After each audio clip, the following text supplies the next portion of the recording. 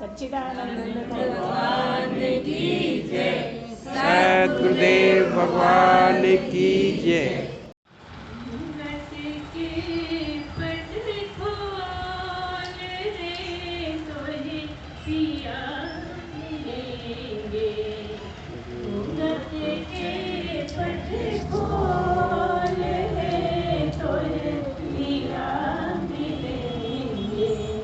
कटुक वचन मत बोल रे तोहे पिया मिलेंगे। घूंघट के पट खोल। घट घट में वह साईं रमता है। घट घट में वह साईं रमता। कटुक वचन मत बोल रे तोहे पिया मिलेंगे।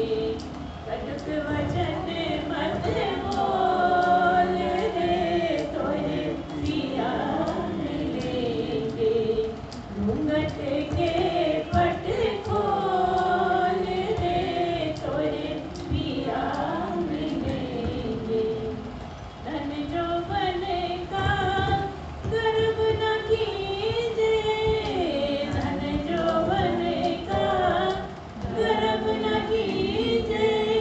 झूठा बचरन चोल रे तोहे पिया मिलेंगे। घूंघट के पट खोल रे तोहे पिया मिलेंगे। सुन महल में दीप जला ले। सुन महल में दीप जला ले। आसन से मत डोल रे तोहे पिया मिलेंगे।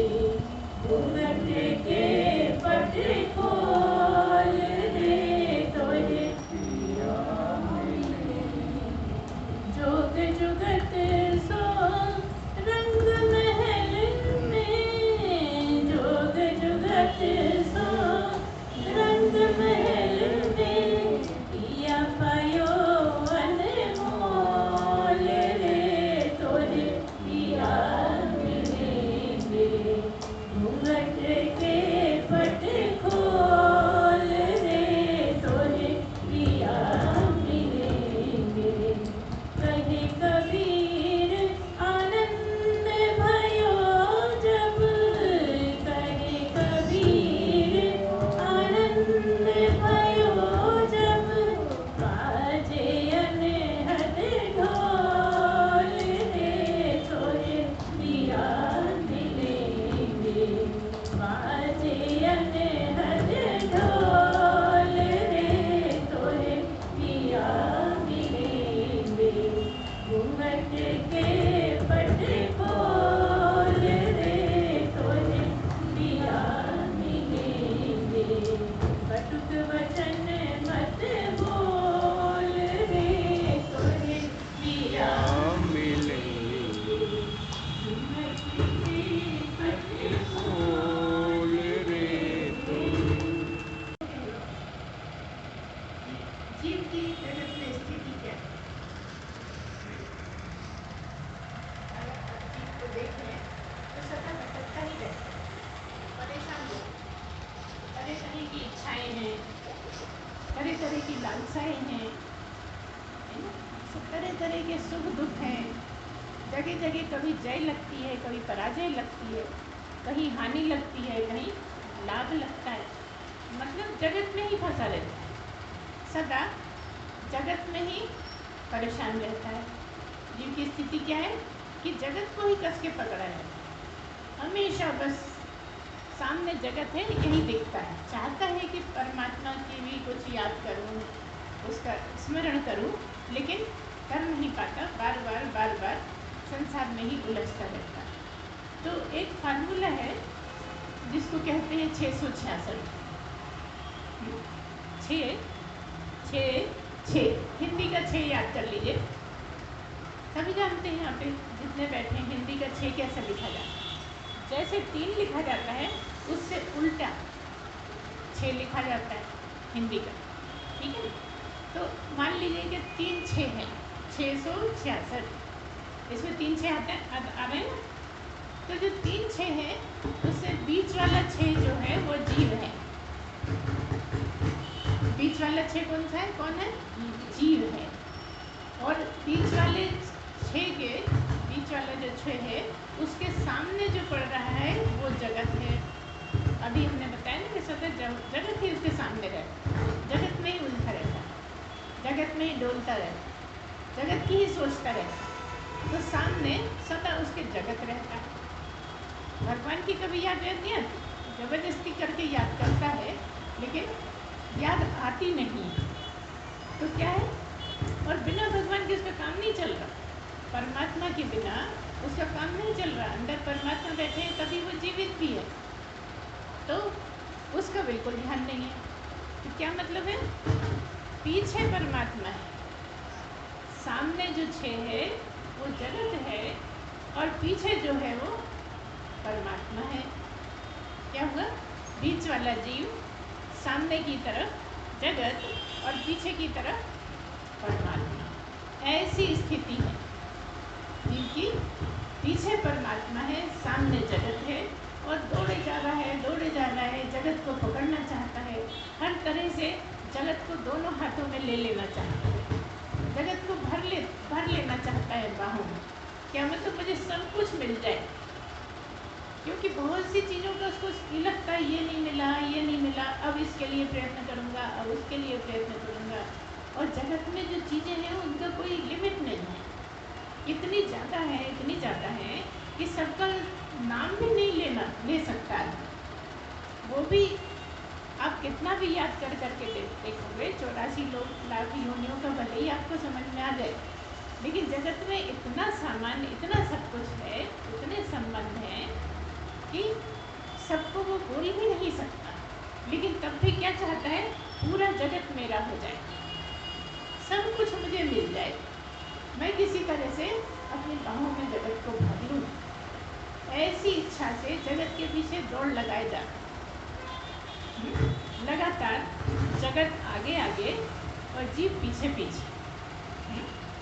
आगे का जो 66 है, पीछे परमात्मा है, वो क्या बचा? 6 और 6। जो 66 है वो जीव और जगत, जीव है और जगत है। हमेशा ही बस उसको यही लगा है। तो उसको करना क्या है, ये गुरु बताता है। जब कभी उसके भाग्य खुल जाते हैं, सौभाग्य जागता है, तो गुरु के पास जाता है। तो गुरु क्या कहते हैं? गुरु कहते हैं जीव और परमात्मा जुदा रहे बहुकाल। क्या कहा? जीव और परमात्मा जुदा रहे बहुकाल, सुंदर मेला कर दिया सदगुरु मिले दलाल। क्या मतलब? सदगुरु दलाल हैं। बीच में दलाल होता है ना, जब भी कोई अपन कहीं जमाते हैं, मकान बेचते हैं, सामान खरीदते हैं, कुछ करते हैं, तो एक दलाल होता है जो बेचने वाले का भी है और खरीदने वाले का भी है ना। ऐसा ही गुरु है कि वो भगवान भी है, स्वयं भगवान के इतने करीब है कि भगवान भी है, और सामने जो शिष्य बैठा है उसको खरीदने वाला भी है। दोनों के बीच में जो कड़ी है वो कौन है? परमात्मा है ना। यही हम देख रहे थे, आप सुन रहे थे आपसे। तो एक तरफ, कड़ी के एक तरफ परमात्मा है और कड़ी के दूसरी तरफ जीव है, और बीच में है सदगुरु, है ना। तो सदगुरु का काम क्या है कि शिष्य को, जीव को गुरु से, भगवान से मिला दे, परमात्मा से मिला दे।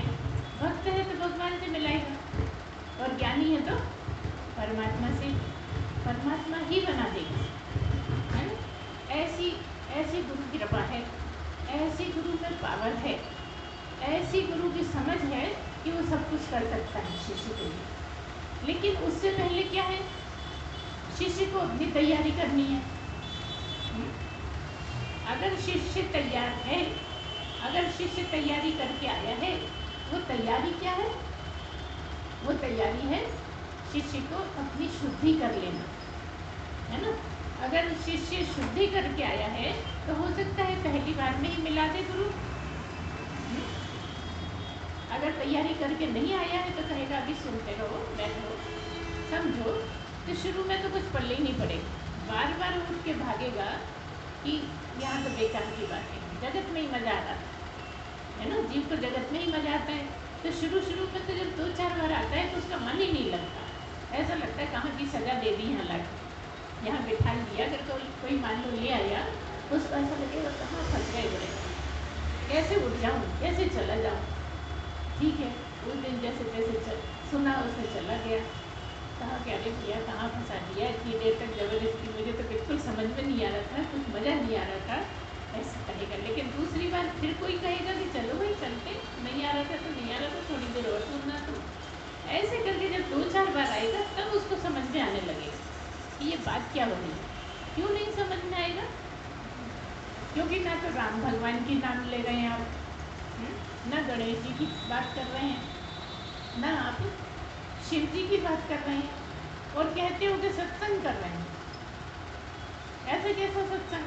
ऐसे बहुत से सवाल उठते हैं जब नया कोई जीव आके बैठता है सत्संग में, तो तरह तरह के सवाल उठते हैं, क्योंकि वो तो जगत में ही मगन है ना। जगत में जो मजा आ रहा है वो भगवान की चर्चा में मजा नहीं आता। इसलिए कई लोग कहते हैं भजन करो, भजन में ही मजा आता है, ये बोलने वाले का झंझट मत करो। खूब जहाँ मस्ती हो रही हो, खूब सारे वाद्य बज रहे हों, वो से मधुर मधुर कंठ से भजन गाया जा रहा हो, वहाँ जाने का ज़्यादा मन होता है। ऐसा लगता है कि कहाँ पता नहीं क्या बोल रहे हैं, क्या हो रहा है, कुछ पल्ले पड़ नहीं रहा है। तो ये कब होता है? जब आप जीवन में थोड़ा बहुत परमात्मा से जुड़े रहो, परमात्मा का स्मरण करो। चलो स्मरण भी ना करो, कम से कम भगवान को 2 मिनट याद कर लो। अगर रेगुलर रोज कोई याद करता है भगवान को, थोड़ी देर भी याद करता है, तो धीरे धीरे सत्संग में मजा आने लगता है, सत्संग में मन लगने लगता है। लेकिन ये पक्की बात है कि शुरू में मन नहीं लगता। क्यों? क्योंकि तामसी इतना जाता है कि सत्संग अच्छा नहीं लगेगा। तामसी किसको अच्छा लगेगा? राजसी को अच्छा लगेगा। और अगर शुद्धि हो गई है तो वो सात्विक की स्थिति में है तो उसको तो बहुत अच्छा लगेगा। तो क्या है कि वो सामने जगत में ही फंसा रहता है, जगत की ही बातें करता है, जगत का ही सोचता है, संबंधों का ही सोचता है। अब जगत में तो कितना ज़्यादा है, क्या कहाँ तक आप बोलो, उसी में फंसा रहता है। तो कभी ऐसा हो जाए कि सदगुरु के पास हो और अचानक से पलट जाए तो क्या हो? हमने कहा कि सामने जगत है, बीच में वो है, और कभी उसका मन विभोर हो जाए, भगवान को पाने के लिए एकदम मचल जाए, तो क्या होगा? जब वो पीछे पलटेगा, कौन सामने होगा? पीछे पलटेगा तो परमात्मा ही, बस पीछे ही तो नहीं पलटता, सामने ही सामने देखता है। पीछे वाला छे परमात्मा, सामने वाला छे जगत। तो जगत के पीछे भाग रहा था ना, जगत को छोड़ना ही नहीं चाहता। लेकिन कभी गुरु का सुन सुन के जैसे ही उसने पलट के देखा तो क्या पाया? परमात्मा ही खड़े, है ना, सामने परमात्मा ही खड़े। अभी ढूंढ नहीं रहा था, अभी तो केवल जैसे ही पलटा तो इतने अच्छे लगे, ऐसा स्वाद लगा कि बस देखते ही हो। जब 11वें अध्याय में दिखाते हैं कृष्ण अपना कौन सा विराट रूप, तो घबरा जाता है। और वो विराट रूप क्या है? संसार ही है, संसार को ही विराट रूप कहा गया। और भगवान को इतना बड़ा दिखा दिया, विराट मतलब बहुत बड़ा सा, कि जहाँ देखो वो परमात्मा। क्या मतलब? संसार में जो घूम रहे हो वो परमात्मा ही है, लेकिन तो परमात्मा का ध्यान नहीं आता। बस तो अगर परमात्मा को संसार में देखने लगो तो आगे पीछे सब तरफ है, लेकिन संसार को संसार ही देखते हो, परमात्मा नहीं देखते। जब एक बार पीछे पलटोगे तो पता लगेगा परमात्मा ही परमात्मा, वो तो अधिष्ठान ही है, सब कुछ परमात्मा से ही हुआ है। जो भी है सब परमात्मा ही है। तब फिर धीरे धीरे समझ में आने लगता है कि जगत से तो भाग नहीं सकते, जगत से बाहर कोई जा नहीं सकता, है ना। कोई भी साधु संत, नागा साधु भी रहते हैं, कभी आते नहीं हैं जनता में, बस कुंभ में दिखते हैं और फिर चले जाते हैं हिमालय में या जहाँ भी उनका आश्रम होता है वहाँ रहते हैं, लेकिन जनता में नहीं निकलते ज़्यादा। लेकिन क्या है, तब भी वो भगवान में तो मगन रहते हैं पूरे टाइम। क्यों नहीं जगत में रहते? क्योंकि उन्होंने सब त्याग दिया, अब उनको कहीं कोई लगाव नहीं है। और जिनको है भी वो कोशिश कर रहे हैं लगाव परमात्मा से करने का, लगाव जगत का छोड़ने के लिए परमात्मा से लगाव करने पर जगत का लगाव छूटता है। क्या मतलब? जिसको अत्यंत लगाव है संसार से, है ना, अत्यंत, जिसका कोई अंत नहीं है, उसको परमात्मा से लगाव है जीरो। ठीक है, धीरे धीरे धीरे धीरे परमात्मा से लगाव हुआ तो धीरे धीरे इधर का कम होता गया, इधर का बढ़ता गया, बढ़ते बढ़ते बढ़ते बढ़ते इतना हो जाएगा कि धीरे धीरे यहाँ कम होते होते होते होते एक दिन ऐसा आएगा जब जीरो हो जाएगा। जीरो होना जरूरी है। जिस दिन जगत का लगाव जीरो हो जाएगा उस दिन यहाँ परमात्मा का लगाव 100 हो जाएगा। और 100 का क्या मतलब? परमात्मा ही हो गया। तो सतगुरु क्या करते हैं कि वो जो जगत का पर्दा है ना, वो पर्दा हटा देते है। वो स्वयं ही परमात्मा का रूप है ना। परमात्मा ने इतने रूप रख रखे, परमात्मा ने सारी दुनिया में जितने भी है सब रूप परमात्मा के। गाय, बैल, मकड़ी, कीड़े मकोड़े, पक्षी, सब में रूप परमात्मा का ही, सब रूपों में परमात्मा ही है ना। सही क्यों क्यों है ऐसा? इसलिए कि कोई भी रूप बिना परमात्मा के है क्या? कोई भी जो रूप दिख रहे हैं आपको जगत में जीवित, वो बिना परमात्मा के हो सकता है क्या? कितना ही छोटा कीड़ा हो, माइक्रोस्कोप से दिखता हो, आंखों से, खुली आंखों से दिखता तक भी ना, तो भी उसमें परमात्मा बैठे ना? नहीं बैठे। इतने छोटे में कैसे बैठेंगे? नहीं बैठेंगे ना। परमात्मा तो सभी जगह है, तो कितना भी छोटा कीड़ा हो परमात्मा के बिना तो हो नहीं सकता। तो जब सब जगह परमात्मा ही परमात्मा है तो कौन सी चीज़ है जो परमात्मा नहीं है? इतना ही तो समझना है। मगर समझते क्या? ये कीड़ा है, ये पक्षी है, ये मछली है, ये गाय है, ये संबंधी है, ये दोस्त है और ये दुश्मन है। समझते हो कि नहीं समझते? तो बताओ, वो जो दुश्मन है उसमें परमात्मा नहीं है क्या? दोस्त मिला, बड़े प्रेम से कंधे पे हाथ रख दिया, कमर पे हाथ रख के चलने लगे, बड़ा पुराना दोस्त मिला है। और जब दुश्मन मिला तब क्या हुआ? पलट के खड़े हो गए, जैसे पीछे परमात्मा खड़ा हो है। जब मिला कोई दुश्मन तब यही तो हालत होती है, तो इधर उधर देखने लगते हैं या टेढ़े टेढ़े चल के निकलते हैं, जबकि बोल रहे हैं ना तुम बोल रहे हैं ना वो बोल रहा है, लेकिन तब भी टेढ़े क्यों चलते हो? बताओ, जब बोलते ही नहीं तो सीधे भी चलो तो क्या नुकसान? हम तो ये कहते हैं सीधे ही चलो और उसकी तरफ देख के चलो, और जब पास से निकलो तो धीरे से मुस्कुरा दो। दुश्मन है, अगर इतनी हिम्मत है तो करके देखो। क्यों करके देखो? कि अगर तुमने मुस्कुरा के दोस्ती कर ली ना तो अगले जन्म में नहीं मिलेगा, और अगर तुम मुंह फेरते रहे तो अगले जन्म में बेटा बन के आ सकता है, भाई बन के आ सकता है। बना तो लिया तुमने दुश्मन, लेकिन पीछा नहीं छोड़ेगा वो। इसलिए हम कहते हैं कि एक बार मुस्कुरा के हाथ मिला लो और फिर धीरे से सरक जाओ, फिर ज़्यादा ज़रूरत नहीं है। तो हम ये भी नहीं कह रहे कि नहीं दोस्ती रखो, रोज़ बैठो, उससे बातचीत करो, बिल्कुल नहीं। एक बार नॉर्मल हो जाओ और फिर दूर हट के रह जाओ, क्योंकि तुम्हारा और उसका मन नहीं मिलता। तुम्हारी उसकी चॉइस नहीं मिलती है ना, दोनों के विचार नहीं मिलते, तो दूर रहना ही अच्छा है। क्योंकि लड़ झगड़ के कर्म बढ़ा के क्या होगा,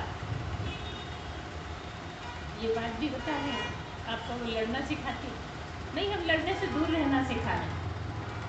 जब पता है कि किसी से लड़ाई होती है, हमारी नहीं जमती है, तो थोड़ा दूर ही हो जाओ ना, लेकिन दोस्ती करने के बाद। या तो कोशिश ऐसी करो कि दुश्मन बनने ही ना पाए, शुरू में इतनी समझ में आ जाए कि भाई इसकी मेरी नहीं जमने वाली, तो थोड़ा दूर बैठने लगो। और अगर कोई गई तो फिर से पास आके फिर दूर हो जाओ, एक बार ज़रूर हाथ मिलाओ। ये हम अक्सर बोला करते हैं, ये ज़रूरी है, क्योंकि इससे कर्म ज़्यादा नहीं बनते। नहीं तो इतने कर्म बन जाएंगे, जब जब देखोगे तभी तुम्हारा दिमाग खराब होगा, जब जब तुम उसको देखोगे तरह तरह के विचार आएंगे। और हमने बताया हुआ है कि कोई बोलना करना ज़रूरी नहीं है कर्म बनने के लिए, सोचना तक कर्म बना देता है। जब आप बैठे बैठे सोच लेते हो ना, उससे भी कर्म बन जाते हैं, जो काटने में बड़े मुश्किल पड़ते हैं। इसलिए ऐसा आदमी जो जिससे आप चिढ़ते हो, तो एक बार तो हाथ मिला लो, है ना, थोड़ा झुक के चल लो उसके सामने। बनता क्या हुआ, मतलब ये हुआ कि आप अपने साथ ईमानदार हो जाओ। अभी तो आप अपने साथ भी ईमानदार नहीं, अपने को ही धोखा देते रहते हो, है ना। नहीं नहीं, मेरी कोई गलती थोड़ी, मैंने कुछ किया ही नहीं, वही ऐसा करना था इसलिए तो लड़ाई हो गई, ऐसा हो गया वैसा हो गया, ये आपका चलता रहता है। मतलब कि अपने आप को ही समझाते रहते हैं। हमेशा आपकी आदत है कि अपने को ही सही बताते हो और दूसरे को गलत ठहराते हो। यहाँ तक कि 100% हमारी गलती है तो भी हम दूसरे के सिर पर रख देते हैं। हम नहीं तो बहुत से लोग रख देते हैं। तो इन चीज़ों को आपको परखना है, ध्यान देना और इनसे दूर हटना है। क्यों? क्योंकि पीछे ही खड़े हैं, अंदर मानो ना मानो पीछे तो खड़े ही हैं पक्के में। कौन से? 6 के रूप में। 6 6 6 3 6, बीच वाले आप, सामने वाला जगत, पीछे परमात्मा। अब पीछे पलटना कहाँ चाहते हैं भाई? आंखें तो सामने खुलती हैं, इतनी चीज़ें दिखती हैं, उन्हीं में फंसे रहते हैं, उन्हीं में चल पड़ते हैं, जहाँ जो दिख गया उससे आसक्त हो गए, उसी तरह चल गए। पीछे मुड़ने की फुर्सत किसको है?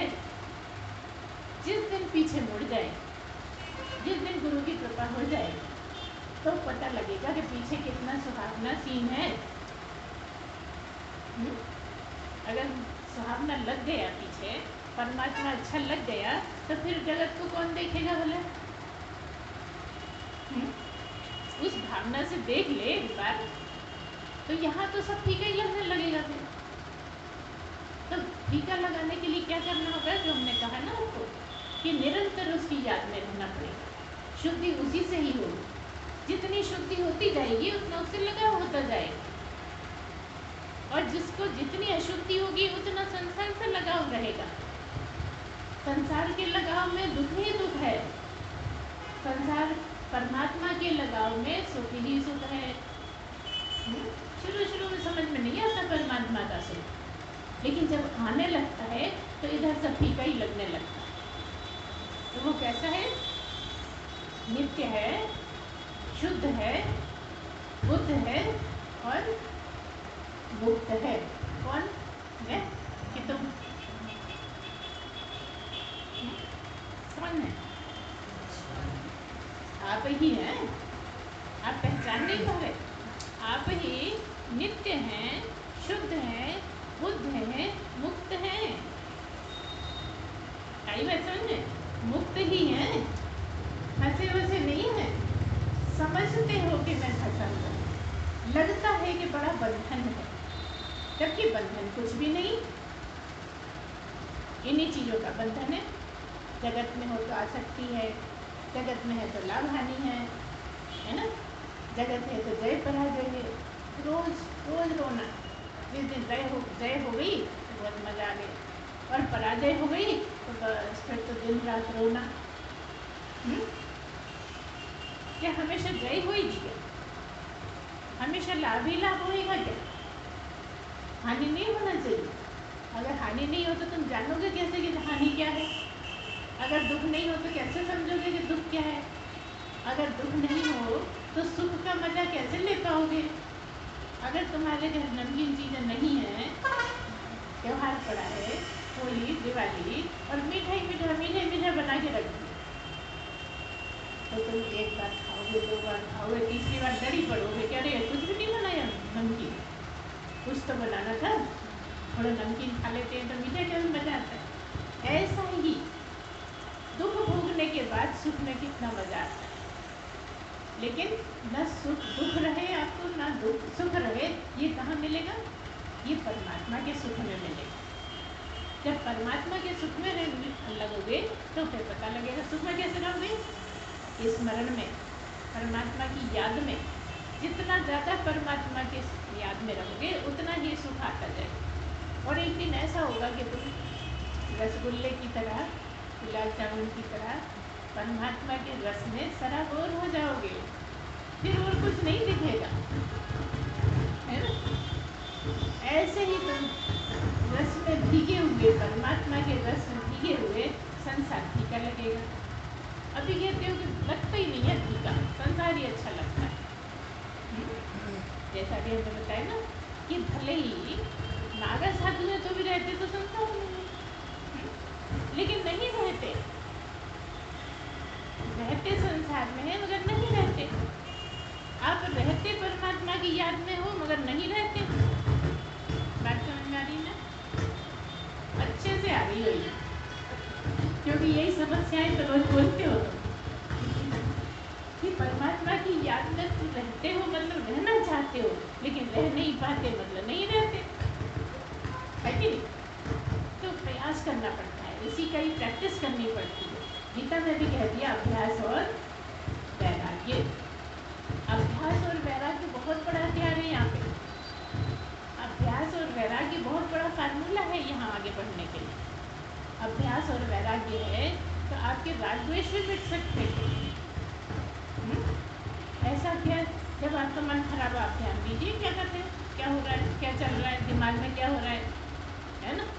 और अभ्यास करिए सही तरफ चलने का, अभ्यास करिए सही विचार लाने का, अभ्यास करिए सही सोच बनाने का।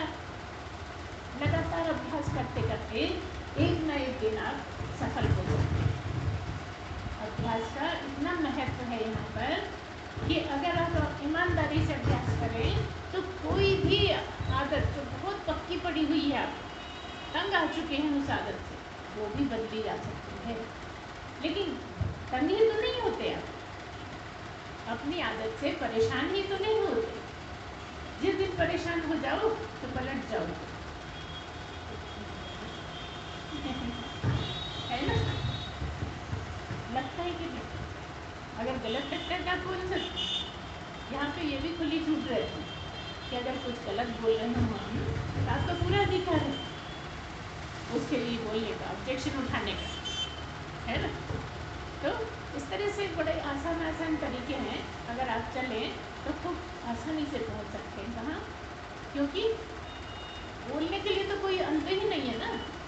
कह दिया प्रभु अनंत, नहीं हरि अनंत, हरि कथा अनंत, कह दिया ना कि वो भी अनंत है और उसकी चर्चा भी अनंत है, वो भी अनंत है, उसकी महिमा भी अनंत है ना?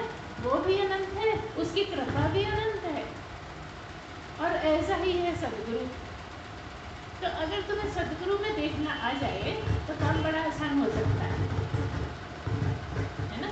क्योंकि शुरू में हमने बताया कि सदगुरु बीच की कड़ी है, वो परमात्मा भी है और कहीं ना कहीं जीव भी है। और अभी यहाँ रह के कभी जीव मन में चला जाता है, कभी परमात्मा में चला जाता है ना? तो वो तुमको भी बहुत अच्छे से जानता है क्योंकि वो रहा है, और परमात्मा को भी बहुत अच्छे से जानता है क्योंकि हो गया है। जब हो गया है जहाँ पर है तो जो कोई प्राप्त पुरुष जो समझ सकता है, एक जीव तो उसकी स्थिति नहीं समझ सकता, अंदाज ही लगा सकता है, कल्पना ही कर सकता है, तरह तरह की कल्पना। और जहाँ कुछ गलत दिखा रहे, ऐसा होता है क्या कुछ सदगुरु? और कभी उसे लगेगा हाँ यार ऐसे ही होता होगा, कभी लगेगा ऐसा होता है क्या? इस तरह की बातें क्यों? क्योंकि उसे अनुभव ही नहीं है कि कैसा होता। वो उस बात को सोच भी नहीं सकता कि कैसा है। वहाँ तक उसकी सोच इसलिए नहीं जा सकती कि जो आपने देखा है वो आपके चित्त में है, जो आपने जाना है वो आपके चित्त में है। कभी ना कभी देखा हुआ ही चित्त में है, और जो चित्त में है वो ही समझ सकते हो, उसके अलावा नहीं समझ सकते। अगर आपने इंग्लैंड देखा है तो इंग्लैंड की बातें याद आ सकती हैं। अब कभी गए नहीं हो इंग्लैंड तो कल्पना ही कर सकते हो, बात कहाँ से याद आई, है ना। किसी ने अपने बच्चे को बचपन में देखा है तो उसके बचपन के सीन भी याद रहेंगे, है ना। शक्ल भी याद रहेगी, रूप भी याद रहेगा। उसकी तरह का कोई बच्चा दिख जाएगा तो कहोगे हाँ ऐसे ही लगता था। और अगर वो किसी और के पास पला है और तुमने देखा 15 साल में 20 साल में, तो तुम क्या कल्पना करोगे कैसा लगता है ना। सब जगह ऐसा ही फार्मूला फिट होता है कि जो आप जानते ही नहीं हो वो आपके चित्त में है ही नहीं। इसलिए परमात्मा को नहीं जानने के बावजूद भी स्मरण से, शास्त्रों के पढ़ने से, गुरु के सुनने से, कोई रूप नहीं होने से भी आपके चित्त में वो ठहरने लगता है। परमात्मा का कोई रूप नहीं है ना। क्या हमने बताया आपको कि भगवान का रूप है। कौन भगवान? राम भगवान एक रूप है ना। जैसे राम भगवान का दिमाग में आ जाता है ना कि राम भगवान खड़े हैं, धनुष लिए खड़े हैं, पास में सीता जी हैं, एक तरफ लक्ष्मण है, सामने हनुमान जी हैं, भरत है, शत्रुघ्न है, पूरा है ना उनका परिवार, एकदम से याद आ जाता है ना। शिव जी की बात एकदम याद आ जाती है, गणेश जी की सूरत एकदम समझ में आ जाती है। परमात्मा की तो सूरत ही नहीं है ना, परमात्मा का तो रूप ही नहीं है, तो क्या याद करोगे। इसीलिए तो कठिन है। परमात्मा का जो रूप है वो तुम्हारा ही रूप है, जो परमात्मा है वो तुम्हारा ही स्वरूप है। तुम्हारा स्वरूप परमात्मा और परमात्मा के रूप तुम अगर वो हो जाओ तो अभी नहीं।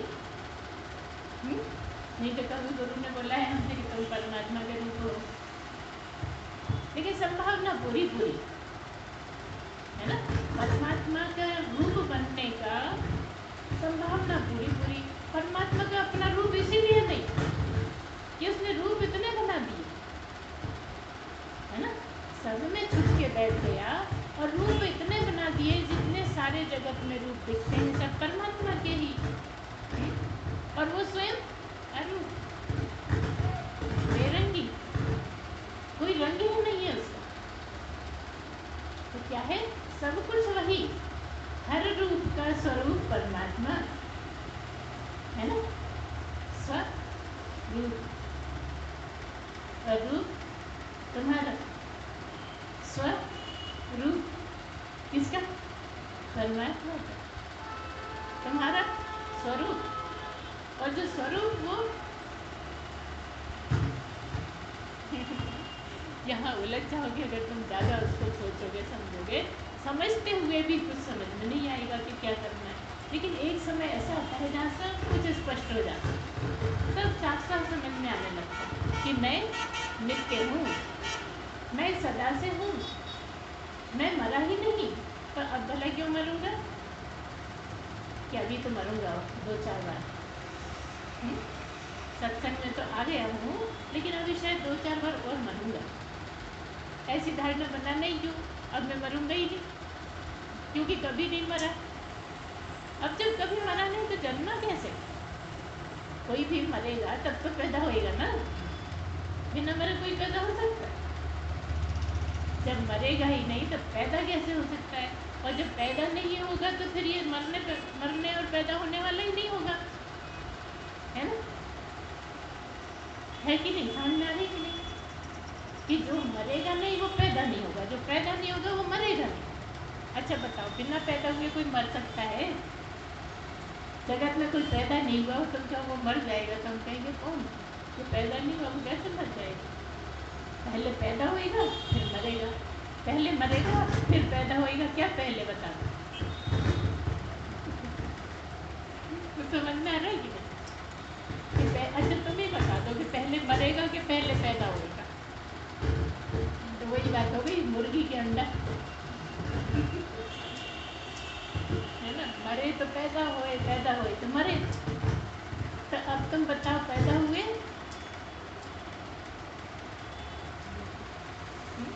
अभी तो हुए हैं, ऐसा लग रहा है ना। पैदा हुए कि नहीं हुए, सच्ची सी बात बता।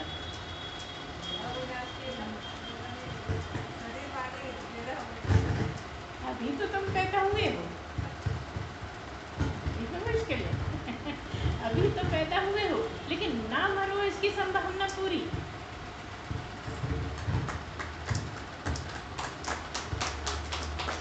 आ गई बात समझ में। पैदा तो हुए हो, लेकिन इस जन्म में अगर परमात्मा को पा लिया, परमात्मा ही हो गए, तो परमात्मा मरता है क्या? बताओ। और अभी तुमने क्या कहा, पैदा हुए तो मरेंगे ही, है ना। लेकिन इस जन्म में पैदा तो हो गए, लेकिन जो परमात्मा को पा लेगा वो मरेगा नहीं। मरेगा कौन? मरे तुम्हारे दुश्मन, तुम कहे को है ना। कौन दुश्मन? जिसको दोस्त बना रखता है, जिसको मैं बोलते हो, वही तुम्हारा दुश्मन, वही तुम्हारा दोस्त, वही तुम्हें पार लगा देता है, वही उलझा देता है। इस शरीर से जो आसक्ति है वही तुम्हें जगत में उलझा देती है, क्योंकि पूरा जगत यही है, तुम्हारा जगत यही है। उलझ गए तो फंस गए, है ना। और यही तुम्हें पहुंचा देता है। स्मरण करा, अभ्यास करा, वैराग्य करा, समझदारी से, अकल से, तो पार लग गए। और जब पार लग गए तो मरोगे कैसे भला? कोई मार सकता ही नहीं, मर सकते ही नहीं। जो जीते जी अमर हो गया वो कैसे मरेगा भला? मरने के बाद तो अमर होने का सवाल नहीं है। अच्छा, कोई मरने के बाद अमर होएगा क्या? लोग तो कहते हैं मरने के बाद मुक्त हो जाते हैं। मुक्त का मतलब तो अमर होना होता है। अब मरने के बाद मुक्त कोई कैसे होएगा? होएगा तो जीते जी होएगा। अमर कैसे होगा? जीते जी ही अमर हो पाएगा। तो क्या चाहते हो, मर के अमर होना चाहते हो कि जीते जी अमर होना चाहते हो? तुम सोच लो। मरना तो कोई चाहते ही नहीं, तो तुम काहे को मरना चाहोगे? अच्छा, कौन कौन मरना चाहता है बता दो। हाथ खड़े करो, कौन कौन मरना चाहता है? रावण नहीं मरना चाहता था, हम क्यों चाहेंगे भला? जब इतना ज्ञानी होके, मतलब वेद पुराण तो बहुत पढ़े थे ना उन्होंने, शास्त्र बहुत पढ़े थे, अच्छा था। ज्ञानी नहीं, क्या बोलते हैं उसको? हाँ, विद्वान। विद्वान बहुत था। ज्ञानी कौन कहलाता है? जो परमात्मा को जान जाता है, जो परमात्मा को समझ जाता है, क्योंकि ब्रह्मविद ब्रह्मैव भवति। जो ब्रह्म को जान गया वो ब्रह्म ही हो जाता है ना। और भी कह दिया, रामायण में भी कह दिया, क्या कह दिया? सोई जाने जग जाए हिराई, जान ही तुम्हें होई जाए, है ना। जो परमात्मा को जान जाता है उसके लिए जगत गुम हो जाता है। जिसके लिए इतना लगा था कि किसी तरह जगत से हटूं, वो जगत ही गायब हो जाता है। जो परमात्मा को जान लेता है वो परमात्मा ही हो जाता है। तब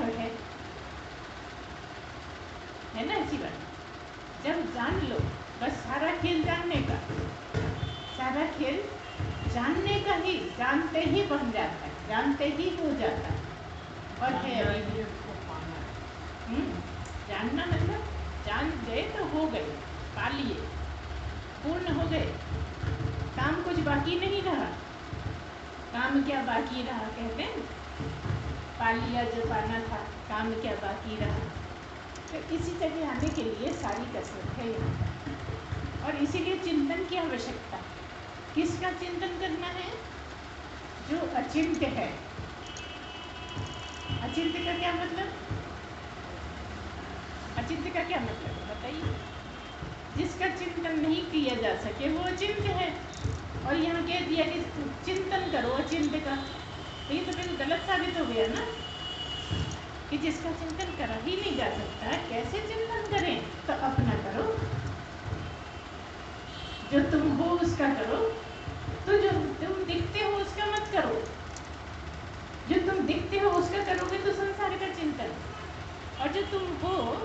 उसका चिंतन मतलब अचिंत्य का चिंतन।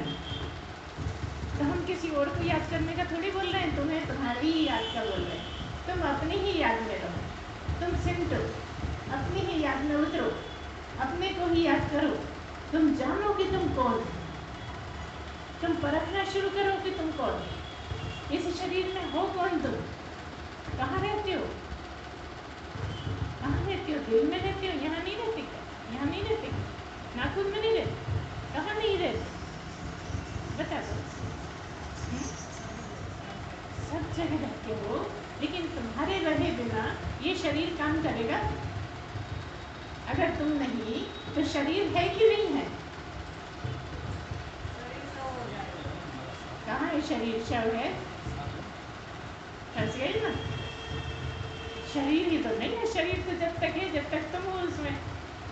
कोई भी शरीर जब तक शरीर है जब तक तुम उसमें निवास करते हो, और जहाँ तुम शरीर से हटे कि शव, शव क्या करेगा और क्या नहीं करेगा, क्या सोचेगा और क्या नहीं सोचेगा, क्या हानि चाहेगा कि लाभ चाहेगा, क्या चाहेगा शव? वो तो कुछ चाहता नहीं है। घर वाले चाहते हैं जल्दी करो, जल्दी जल्दी ले जाओ, टाइम ज़्यादा नहीं हो जाए। और अगर किसी कारणवश टाइम ज़्यादा हो तो बर्फ़ किसे ले लाओ। आजकल तो बड़ा आसान काम कर दिया है कि वहाँ हॉस्पिटल में रेफ्रिजरेटर जो बने रहते हैं, बड़े बड़े कमरे, उसी में रख के आओ। आसान हो गया पहले से काम। तो इस तरह से आदमी को यहाँ आकर जीवन अगर सफल बनाना है तो परमात्मा की ही याद में रहना होगा। खूब जगत को देखो पहले, खूब जगत को समझो। जगत को भी समझना जरूरी है। जगत को ठीक से समझोगे तो ही परमात्मा को समझ पाओगे, क्योंकि उसकी बनाई हुई चीज़ में जब तुम अचरज होएगा, जब आश्चर्य होगा कि ऐसा ऐसा भगवान ने कैसे बना दिया, ऐसी चीज़ें कैसे बन सकती हैं, ऐसा कैसे हो सकता है, आश्चर्य में डूबोगे जब, तब कभी तुम परमात्मा के आश्चर्य में भी डूब जाओगे, और उस आश्चर्य में डूबते ही तुम परमात्मा हो जाओगे। सही बात है। इस तरह से जब हो जाओगे तो फिर तो कुछ बचा ही नहीं। जब हो ही गए तो इसी की तो कसरत चल रही थी, सारा कुछ इसीलिए। और इसीलिए कह दिया कि ब्रह्मवेद ब्रह्म ही हो गए मतलब जान गए, जान गए मतलब हो गए, पूर्णता प्राप्त हो गई, कर लिया जो करना था, अब कुछ बचा नहीं। अब ऐसे में आप लोग जब लगातार करते रहोगे तो ही हो सकते हो 2 मिनट के लिए आंखें बंद करें। सच्चिदानंद भगवान की जय। सद्गुरुदेव भगवान की जय।